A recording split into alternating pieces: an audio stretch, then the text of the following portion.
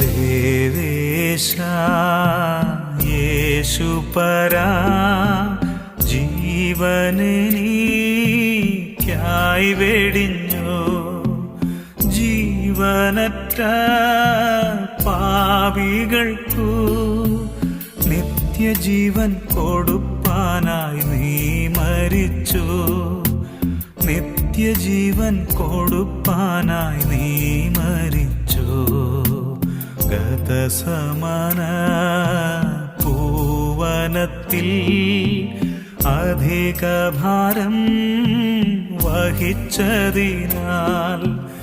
അതിവ്യഥയിൽ ആയിട്ടും താതനിഷ്ടം നടപ്പതിനനുസരിച്ചു. താതനിഷ്ടം നടപ്പതിനനുസരിച്ചു.